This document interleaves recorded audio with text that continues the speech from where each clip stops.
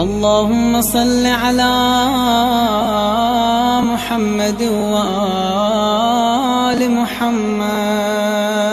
اعوذ باللہ من الشیطان الرجیم. بسم اللہ الرحمن الرحیم. اگر رمضان کے روزے کسی سے قضا ہو جاتے ہیں تو یہ بہت سارے افراد جانتے ہیں کہ پھر ان روزوں کی قضا کرنی پڑتی ہے، چاہے جان بوجھ کے روزے چھوڑ دیے ہوں یا کسی مجبوری کی وجہ سے چھوڑے ہوں، تمام روزوں کی قضا کرنا پڑتی ہے. مگر قضا میں کوئی ترتیب نہیں ہے. مثلا فرض کیجئے کہ پچھلے 4-5 سال سے کوئی شخص کسی بیماری میں مبتلا ہے، لہذا اس کے کچھ روزے چھوٹ جاتے ہیں. 5 روزے مثلا 2012 میں چھوٹ گئے، پھر 4 روزے مثلا 2013 میں چھوٹ گئے، پھر 6 روزے مثلا 2014 میں چھوٹ گئے. اس طرح سے جو روزے چھوٹ جاتے ہیں تو اگر یہ روزے چھوٹ گئے ہیں تو ان کی ترتیب کا خیال رکھنا ضروری نہیں ہے. لہذا اگر کوئی شخص روزوں کی قضا کر رہا ہے تو یہ ذہن میں تصور لانا یا یہ نیت کرنا کہ میں پہلے 2012 کے روزے رکھ رہا ہوں، اس کے بعد 2013 کے روزے رکھ رہا ہوں، یہ ترتیب کا خیال رکھنا ضروری نہیں ہے، بلکہ اگر خیال رکھے تب بھی وہ ترتیب شمار نہیں کی جائے گی. لہذا اگر کسی پر پچھلے 3 سال 4 سال 5 سال کے روزے قضا ہوں تو جس ترتیب سے بھی چاہے وہ رکھ لے، کوئی حرج نہیں. ہاں البتہ یہ ہے کہ پچھلے ماہ رمضان کے روزے اگر اس سے قضا ہوئے ہیں تو ترتیب کا خیال رکھنا پھر بھی ضروری نہیں ہے، لیکن اگر وہ پچھلے رمضان کے روزے کی نیت نہیں کرے گا اور اگلا رمضان آ جائے گا، مثلا 2000 رمضان میں اس نے 2016 کے رمضان میں اس سے 4 روزے چھوٹ گئے تھے، 2015 میں 5 چھوٹ گئے تھے، 2014 میں پھر 4 چھوٹ گئے تھے. تو اگر یہ روزے چھوٹے تھے، اب یہ اس وقت 2017 میں روزے کی قضا کر رہا ہے اور اگر ترتیب کی نیت نہ کرے تو کوئی حرج نہیں، وہ روزہ شمار ہو جائے گا، روزہ صحیح ہو جائے گا.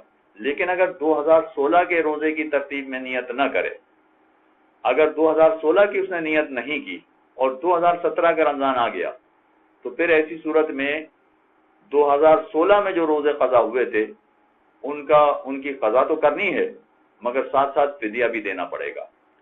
اور اس کا کلیہ اور قاعدہ یہ ہے کہ جس رمضان میں روزے قضا ہوئے ہوں، اگلے رمضان تک اگر ان کی قضا نہ کر لی جائے تو قضا کے ساتھ ساتھ ایک فدیہ بھی دینا پڑتا ہے، یعنی 3 پاؤ آٹا یا خوراک جیسی چیز کسی غریب کو دینا پڑتی ہے جو شرائط پر پورا اترنے والا ہو.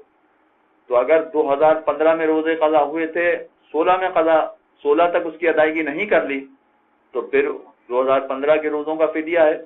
اسی طرح سے 2016 کے روزے قضا ہوئے تھے، اگر 2017 تک اس کی ادائیگی نہیں کر لی تو جتنے روزے باقی رہ گئے تھے ان کی قضا بھی کرنی ہے اور ان کے فدیوں کی ادائیگی بھی کرنی ہے. لہذا اس کا کلیہ یہ بنا کہ روزے رکھنے میں کوئی ترتیب نہیں ہے، مگر اگر آخری رمضان کے روزے کی نیت نہ کی جائے اور اگلا رمضان آ جائے تو ایسی صورت میں روزے کی قضا کے ساتھ ساتھ فدیہ کی ادائیگی بھی ضروری ہو جاتی ہے. تو یہ کلیہ تو اپنی جگہ پر ہے کہ اگر پچھلے ماہ رمضان میں روزے قضا ہوئے تھے اور آئندہ آنے والے رمضان سے پہلے اس کی قضا نہیں کی تو قضا کے ساتھ ساتھ فدیہ کی ادائیگی کرنا پڑے گی. مگر یہ بات پیش نظر رہے کہ یہ فقط 1 سال کا کلیہ ہے. یعنی اگر فرض کیجئے کہ کسی کے 2014 میں روزے قضا ہوئے تھے، 15 تک نہیں رکھے تو فدیہ آ گیا، مگر اس کے بعد 15 کے بعد 16 میں بھی اس نے نہیں رکھے تو اب دوبارہ فدیہ نہیں دینا. 2017 میں بھی اس نے نہیں رکھے تو اس کے بعد تیسری مرتبہ فدیہ نہیں دینا. فدیہ فقط ایک ہی مرتبہ ہوتا ہے. یعنی 2014 میں کسی نے قضا کیے تھے اور 2015 تک روزے نہیں رکھے تو بس یہ ایک ہی دفعہ اس کو فدیہ دینا ہے. اب اگر 2016 تک بھی وہ ان روزوں کی قضا نہیں کرتا، 2017 تک بھی اگر قضا نہیں کرتا تو بار بار فدیہ نہیں آتا، فدیہ فقط ایک مرتبہ آتا ہے.